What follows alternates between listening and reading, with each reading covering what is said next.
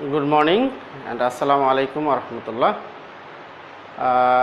Hello dear student, how are you? I think you are keeping well. I am also well. I am Muhammad Idris Ali Khan, assistant teacher, Halima Girls School and College. In our last class, we have discussed narration or speech in the interrogative sentence. Today I will discuss with you imperative sentence. Today I will discuss with you imperative sentences in the indirect speech.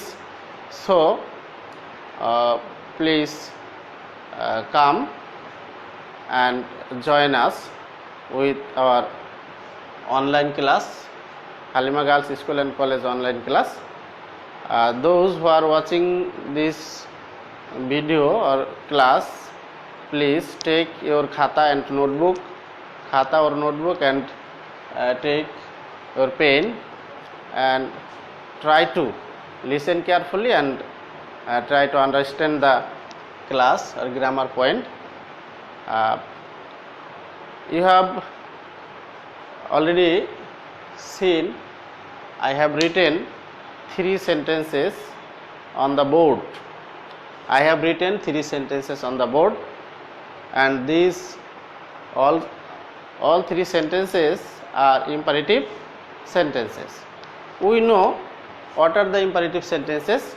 We know very well the sentences which express order, request, forbid and any other order.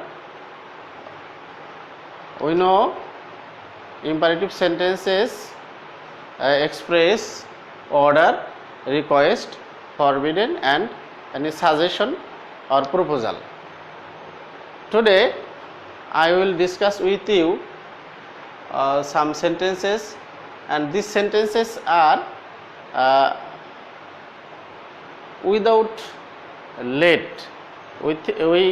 I want to say to you that all the imperative sentences in reported in speech, when we change reported indirect speech into direct speech into indirect speech, then we must divide the whole imperative sentences into 2 division or 2 classes, and they are one type of sentences we find one type of sentences beginning with let, and another type of sentence beginning without let.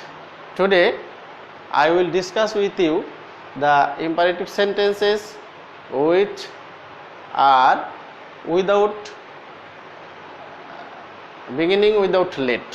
অর্থাৎ আমরা যদি বাংলায় বলি তাহলে আমি বলতে চাচ্ছি যে ইম্পারেটিভ সেন্টেন্সগুলোকে আমরা যখন ন্যারেশন আর স্পিচের চ্যাপ্টারে আমরা আলোচনা করি বা আমরা করি, গ্রামারগুলোকে আমরা প্র্যাকটিক্যাল করি, হাতে কলমে করি, তখন আমরা এই সেন্টেন্সগুলোকে অ্যাজ ইউজুয়ালি 2টা অংশে ভাগ করে নিই। তার একটি হচ্ছে হলো যেই সেন্টেন্সগুলো লেট বিহীন, অর্থাৎ যেই সেন্টেন্সগুলো শুরুতে লেট নেই, এই যে সেন্টেন্সগুলো শুরুতে সাধারণত ভার্ব দিয়ে শুরু হয়, অথবা প্লিজ থাকে, অথবা কাইন্ডলি থাকে, অথবা অন্য কোনোভাবে যেটা শুরু হয়, তবে যেটা শুরুতে লেট থাকে না। আমি আবারও বলছি, যেই সেন্টেন্সগুলো, যেই ইম্পারেটিভ সেন্টেন্সগুলো লেট বিহীন অর্থাৎ বিগিনিং উইদাউট লেট, সেই সেন্টেন্সগুলোই আমরা আজকে সলভ করার চেষ্টা করব। আশা করি তোমরা সবাই ঘটনাটা বুঝতে পেরেছো। এরপরে আমরা আমাদের ক্লাস আস্তে আস্তে এগোতে থাকবে এবং আমরা এরপরে বিষয়গুলো আরও বেশি ক্লিয়ার হওয়ার চেষ্টা করব হবে ইনশাআল্লাহ। তো ওকে, নাও I am going to solve these 3 sentences according to the rules and method of imperative sentences. So how do we change? In our first sentences, I read out the sentence, he said to me, do it at once. He said to me, do it at once. In our reported speech, the sentence is imperative sentence. As do it at once, what is the meaning of this sentence? If we follow the sentence, the meaning of this sentence indicate us it is an order. Do it at once. He said to me, সে আমাকে বলছে do it at once, তুমি এখনই এটা করো। আমরা খুব সহজভাবে এটা বুঝতে পারছি যে এই রিপোর্টেড স্পিচ দ্বারা একজন ব্যক্তি আরেকজন ব্যক্তিকে একটা অর্ডার দিচ্ছে বা আদেশ দিচ্ছে। তাহলে he said to me do it at once এর মিনিং থেকে আমরা খুব স্পষ্টই বুঝতে পারছি it is an order. So we use order, we use order. He ordered me, he ordered me. Why do we write ordered? Because the meaning of the reported speech says us it is an order. So I write here order. He ordered me, he ordered me to do it oblique that at once. Sorry,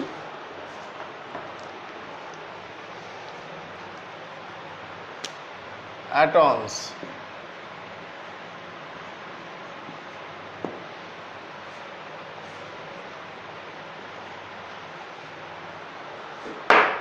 What is the solution of this sentence? The solution of the sentence, I write the order, he ordered me to do it or that at once. আমি লিখলাম he ordered me to do it or that at once. And the second sentence, father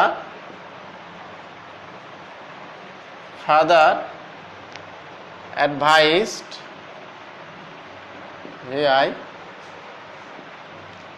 father advised me to read more and more, to read more and more. And the third one is he requested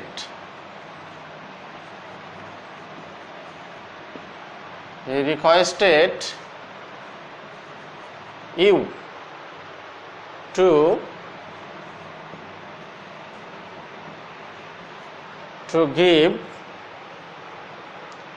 to give him some money.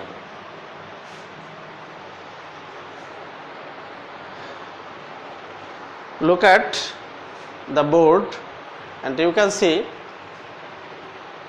I underline three word, and first one 2, second one 2, and third one is also 2. আমরা জানি narration যখন আমরা change করি অর্থাৎ speech যখন আমরা change করি সাধারণত রিপোর্টেড স্পিচের পরে আমরা একটা দ্যাট ইউজ করি for assertive sentence. As today we are discussing imperative sentences, the rules of imperative sentences are different from assertive sentence and interrogative sentence. So we can see the difference in our indirect speeches. In the first sentence number 1, I write he ordered me to do it or that at once. Second sentence number 2, father advised me. There is another difference. Father advised me to read more and more. And sentence number 3, he requested you he requested you to give him some money. Here we see some differences in our reporting verb and also some differences in our reporting speech. আমরা reporting ভার্বের ভিতরেও কিছু difference দেখতে পাচ্ছি from our assertive sentence and interrogative sentences, and we also see some differences in our reported speeches.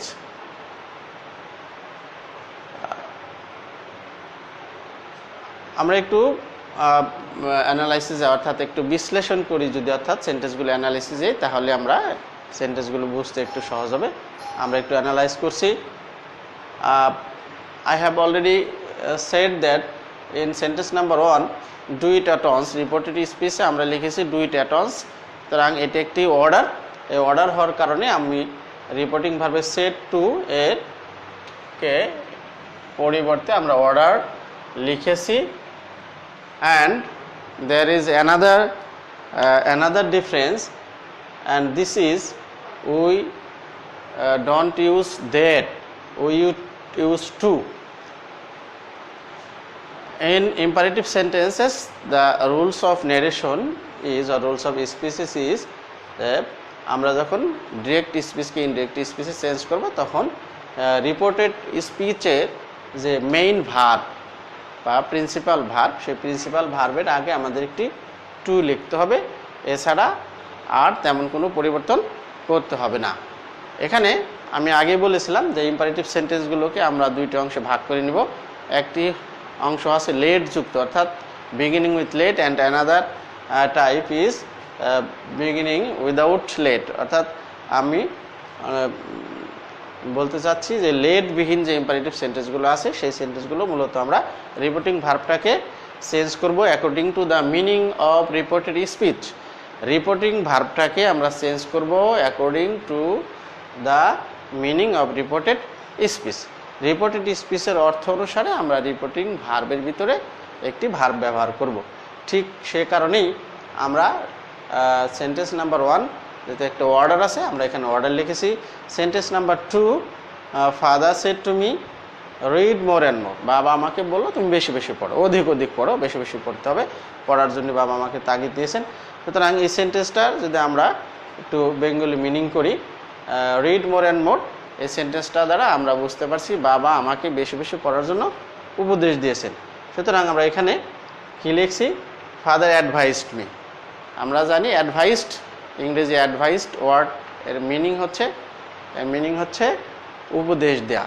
সুতরাং আমি লিখেছি father advised me to read more and more. একটু আগে আমরা বলে ফেলেছি যে রিপোর্টেড স্পিচে যে মেইন ভার্বটা বা প্রিন্সিপাল ভার্বটা থাকবে, আমাদের কাজ হবে ইম্পারেটিভ সেন্টেন্সের জন্য সেই ভার্বের আগে শুধু একটি টু ব্যবহার করা, এছাড়া আর তেমন কোনো চেঞ্জ রিপোর্টেড স্পিচের মধ্যে হয় না। সেন্টেন্স নাম্বার 3 আমি লিখেছি হি requested me.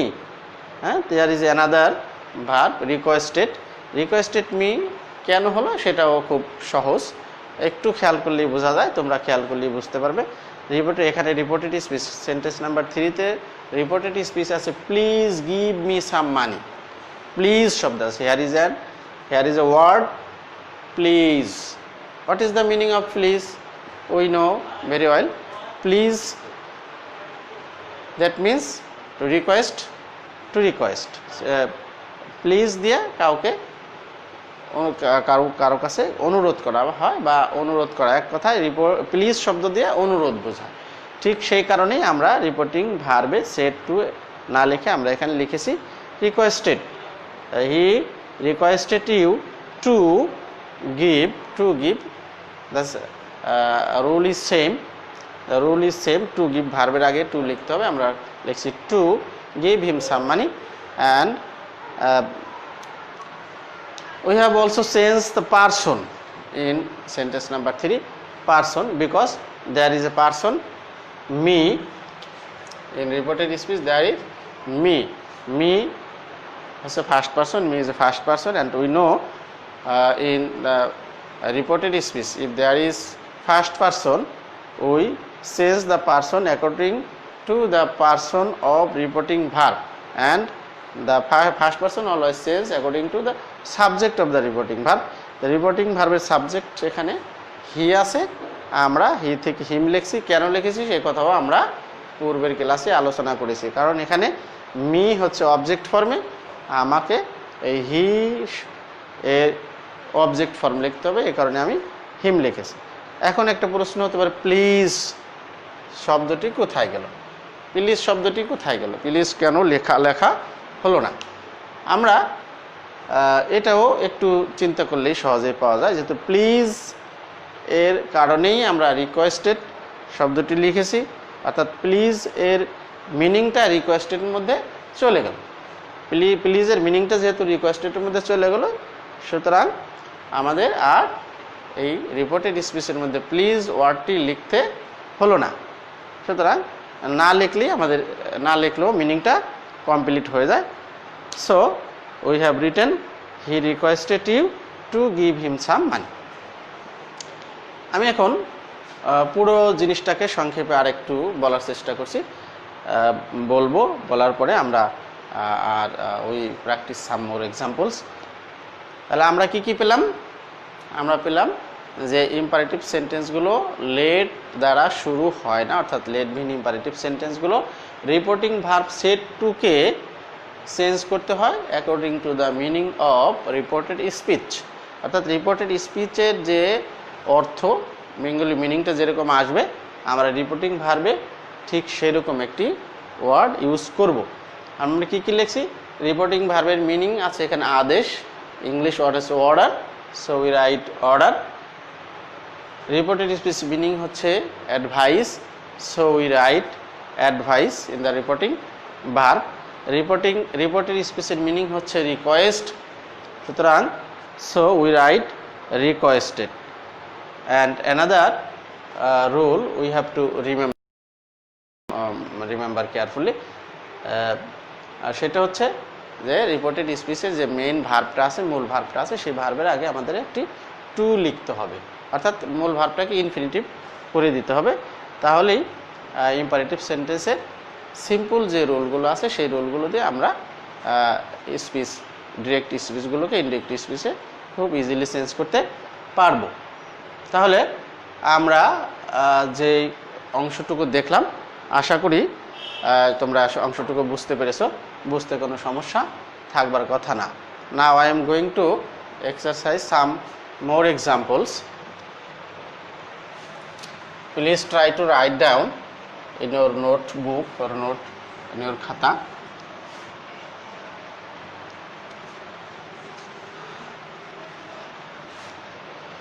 Example number 4. Example number, he said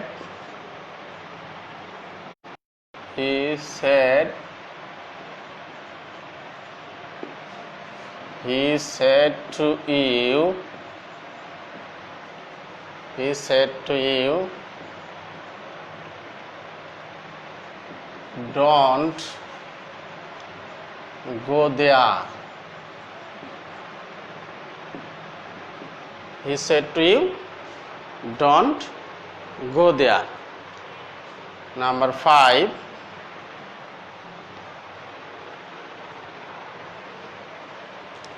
He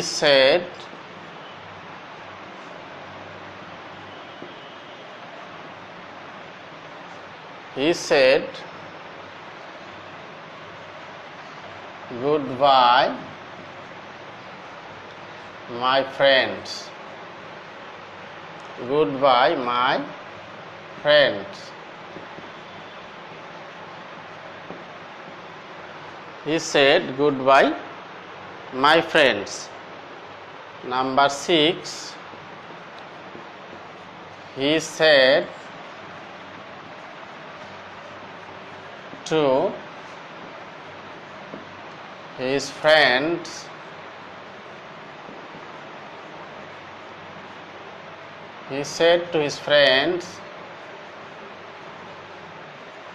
goodbye.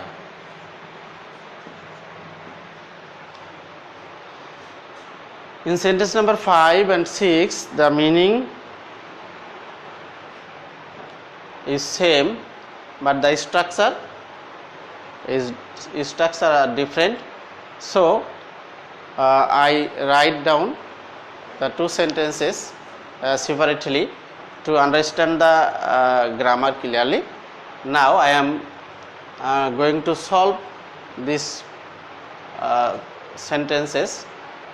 I change the sentences into indirect speech as he said to you, don't go there. Here the reported speech meaning as negative. The reported speech is a negative sentence. Don't go there. Don't go there. The sentence is beginning with don't. If there is don't at the beginning of the reported speech, so what is the rule of the changing of indirect speech? And this sentence, if we change this sentence, it will be he told you not to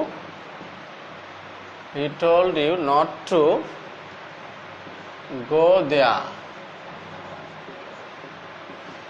Sorry, we have to use full stop, not inverted comma.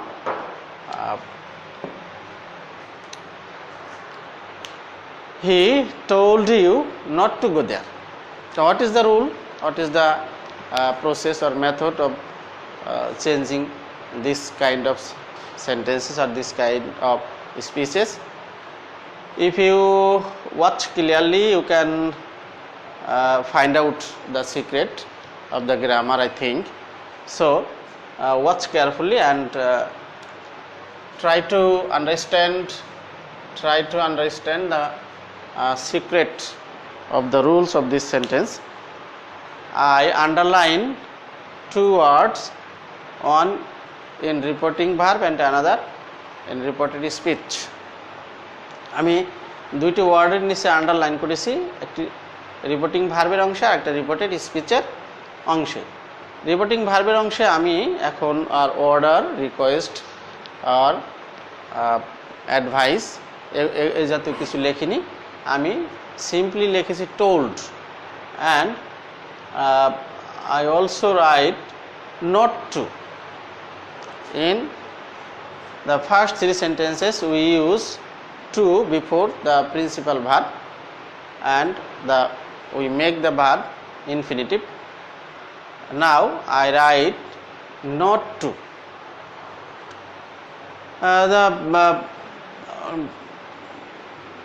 The rule is very clear, I think, because in our reported speech the word is don't, that means do not, and what is the meaning of the speech? He said to you don't go there. সে তোমাকে বলল সেখানে যেও না। এখন সেখানে যেও না এটা দিয়ে তিনি আমাকে অর্ডার দিচ্ছেন না রিকোয়েস্ট করছেন না অ্যাডভাইস দিচ্ছেন, এই বিষয়টা আমরা খুব ক্লিয়ারলি বুঝতে পারছি না, বা আমরা এখানে খুব মিনিংটা খুব ক্লিয়ার না। এই জন্য আমি যেটা বলি স্টুডেন্টদেরকে বোঝার জন্য, সেটা যে reported speech in imperative sentences when in our reported speech in interrogative sentence, imperative sentence, অর্থাৎ ইম্পারেটিভ আমাদের ন্যারেশন চেঞ্জ করবার সময় যখন ইম্পারেটিভ সেন্টেন্সের মিনিংটা, the meaning of the imperative sentences is not clear. মিনিংটা যদি খুব ক্লিয়ার না হয়, খুব স্পষ্টভাবে না বোঝা যায়, যেটা আমাকে আদেশ দিচ্ছে না উপদেশ দিচ্ছে না অনুরোধ করছে, ক্লিয়ারলি বুঝতে না পারি, তাহলে বেশি রিস্ক নিতে যাব না। অর্থাৎ আমরা অর্ডার, রিকোয়েস্ট, ফরওয়ার্ড এগুলি নিয়ে আমরা বেশি ঘাটাঘাটি না করে আমরা সেখানে সিম্পলি রিপোর্টিং ভার্বে একটা টোল্ড লিখে দেব। সেই কারণে আমি এখানে টোল্ড লিখেছি। আর যেহেতু সেন্টেন্সটা নেগেটিভ সেন্টেন্স, ডু নট আছে, ডু নট আসার যেহেতু নেগেটিভ আছে, সেহেতু আমি নটটা আগে লিখে টুটা পরে লিখছি। কারণ আমাকে টুটা পরেই লিখতে হবে, কারণ নিয়ম হচ্ছে হলো ভার্বের আগে টু লিখতে হবে, অর্থাৎ ভার্ব প্লাস টু। এখানে আমাদের ইম্পারেটিভ সেন্টেন্সের রুলটা হচ্ছে হলো টু প্লাস ভার্ব লিখতে হবে। তাহলে টু প্লাস ভার্ব লিখলে আমি যদি আগে টু লিখে ফেলি, নট ওয়ার্ডটা যেহেতু এটা একটা ভার্ব না, ভার্ব জাতীয় ওয়ার্ড না, সুতরাং এখানে আমি নটের আগে টু লিখতে পারবো না। আমাকে একটু খেয়াল করে মনে রাখতে হবে যে সেন্টেন্সের শুরুতে যদি ডু নট থাকে তাহলে আমাকে সেখানে নট টু লিখতে হবে, অর্থাৎ টুটাকে নটের পরে লিখতে হবে। আর সে কারণেই আমি এই টু এর পরে নটের পরে টু লিখে ভার্বের আগে টু লিখেছি। এ কারণে এইভাবে এই সেন্টেন্স, তাহলে আমরা বুঝতে পারলাম যে ইম্পারেটিভ সেন্টেন্স নেগেটিভ, সেখানে আমরা রিপোর্টেড স্পিচ শেষ করবার পরে রিপোর্টিং ভার্বের শুরুতে আমরা টু প্লাস ভার্ব লেখার সময় আমরা নট টু, অর্থাৎ নটটাকে আগে লিখে নেব, টুটাকে পরে লিখব। আশা করি তোমরা বুঝতে পেরেছ। আমি এখন সেন্টেন্স নাম্বার 5 নাম্বার সেন্টেন্সটা আমি এখন চেঞ্জ করব। 5 নাম্বার সেন্টেন্সে আমি লিখেছি he said goodbye my friends. Goodbye, there is another new word or new form of sentences আর রিপোর্টেড স্পিচ। রিপোর্টেড স্পিচটা এখন একটু ভিন্ন, এটা একটু ভিন্ন ধরনের। আমরা জানি গুড বাই, এই গুড বাই এই ওয়ার্ডের জন্য ন্যারেশনে বা স্পিচে একটি নির্দিষ্ট রুল আছে, সেই রুলটা আমরা এখানে করব এবং মনে রাখব। গুড বাই এর অর্থ হচ্ছে হলো বিদায়। গুড বাই শব্দের অর্থ, তাহলে এই বিদায় দেওয়া, আর ইংরেজিতে এই শব্দটাকে আমরা কি লিখি, রিপোর্টিং ভার্বে সেই জাতীয় শব্দ আমাদের লিখতে হবে। আমাদের এখন লিখতে হবে he bade, he bade, BADE, he bade, he bade, he bade goodbye, he bade goodbye to his friends, goodbye to his friends, goodbye to his friends. He bade goodbye to his friends. Now you can ask me where we get bed. তোমরা হয়তো প্রশ্ন করতে পারো যে bed আমরা কোথা থেকে পেলাম। বেড আমরা পেলাম according to the meaning of the reported speech. আমাদের এখানে রিপোর্টেড স্পিচ আমরা ফ্রেন্ডস, সে বলছে, একজন ব্যক্তি বলছে গুড বাই মাই ফ্রেন্ডস, অর্থাৎ ব্যক্তি তার ফ্রেন্ডদের গুড বাই দিচ্ছে বা বিদায় জানাচ্ছে। সেই বিদায় জানানোর এটা অবশ্য পাস্ট ফর্ম, প্রেজেন্ট ফর্মে হচ্ছে বিড, প্রেজেন্ট ফর্মে বিড, পাস্ট ফর্মে বেড। যেহেতু রিপোর্টিং ভার্বটা আমাদের পাস্ট ফর্মে আছে, তাই আমি এই ওয়ার্ডটাকে পাস্ট ফর্মে লিখেছি এখানে। তাহলে আমরা বেড কোথায় পেলাম, এবার ক্লিয়ার যে রিপোর্টেড স্পিচের মিনিংটা হচ্ছে বিদায় দেয়া। সেই বিদায় দেওয়া অর্থে আমরা এখন রিপোর্টিং ভার্বে বেড লিখেছি, বেড। অর্থাৎ তাহলে আমরা শুরু থেকে এই পর্যন্ত যা দেখছি যে আমরা সবসময় রিপোর্টিং ভার্বটাকে কীভাবে চেঞ্জ করছি, according to the meaning of the reported speech. অর্থাৎ রিপোর্টেড স্পিচের মিনিংটা যেরকম হয়, রিপোর্টিং ভার্বে আমরা ঠিক সেরকম একটা ভার্ব লিখি। So here I right bed according to the rule, he bade to his friends। এখানে এক, অর্থাৎ এখানেও একটি টু ব্যবহার করেছি, পার্সনটা চেঞ্জ হয়েছে। এখানে ফার্স্ট পার্সন আছে, ফার্স্ট পার্সন চেঞ্জ হবে রিপোর্টিং ভার্বের সাবজেক্ট দিয়ে, সুতরাং এখানে পসেসিভ ফর্মে আছে, আমি এখানে পসেসিভ ফর্মে লিখেছি good bye to his friends. And question number sentence number 6, the sentence example 5 and example 6, the meaning of the sentences are same, but the structure of the speeches is different. So I try to make you understand what is the rule of the how can we do or solve this problem. Now I write down he bade his friends,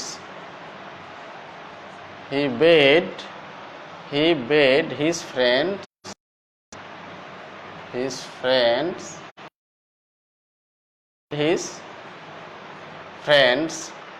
goodbye. He bade his friends goodbye. He bade his friends goodbye. He bade his friends goodbye. So what is the difference of these two examples? There is a very little difference. In example number 5 we use to, but in example number 6 there is no use of to. এটুকুই শুধু পার্থক্য। 5 নম্বর যে এক্সাম্পলটা আছে সেই এক্সাম্পলের ভিতরে আমরা এখানে একটা টু ইউজ করেছি, আর এখানে মাই ফ্রেন্ডস এই অংশটা রিপোর্টেড স্পিচের মধ্যে ছিল, আর এখানে হিজ ফ্রেন্ডস এই অংশটা রিপোর্টিং ভার্বের মধ্যে চলে এসেছে। আর গুড বাই রিপোর্টেড স্পিচে শুধুমাত্র একটি ওয়ার্ড ছিল, সেটা হলো গুড বাই, আর এর আগে আমাদের কোনো টু ইউজ করতে হয় নাই। তাহলে আমরা লিখেছি he bade his friends goodbye, এখানে আবার যাবে না, এই কারণেই এই এক্সাম্পলটা দেওয়া যে টু গুড বাই লেখা আসলে যাবে না বা টু গুড বাই হয় না। আমি আশা করি তোমরা বুঝতে পেরেছো এক্সাম্পলগুলো। আমি আর একটি উদাহরণের মাধ্যমে আজকের আমি ক্লাস শেষ করতে চাই। I want to finish my class giving one more example, and the example is, I write down the example.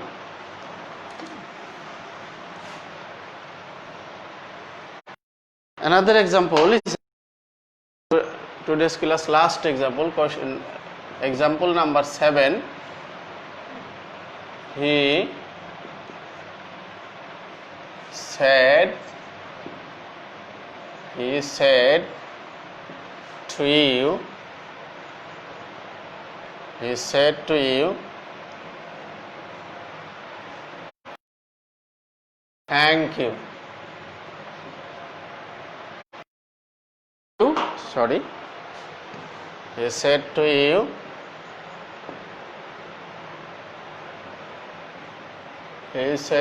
thank you. There is another example. He said to you, thank you.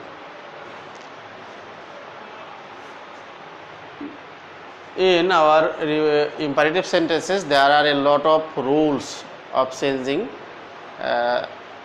indirect speech. অন্যান্য সেন্টেন্সের চেয়ে imperative সেন্টেন্সে একটু বেশি rule আমরা ব্যবহার করি direct স্পিচকে ইনডিরেক্ট স্পিচে চেঞ্জ করবার জন্য, because there are a lot of forms, lot of structure of imperative. So we have to use a lot of rules and some more rules than another sentences. If we change the sentence into indirect speech, then it will be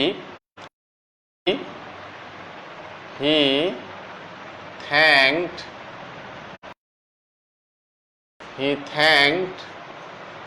you. He thanked you. I write only 3 words.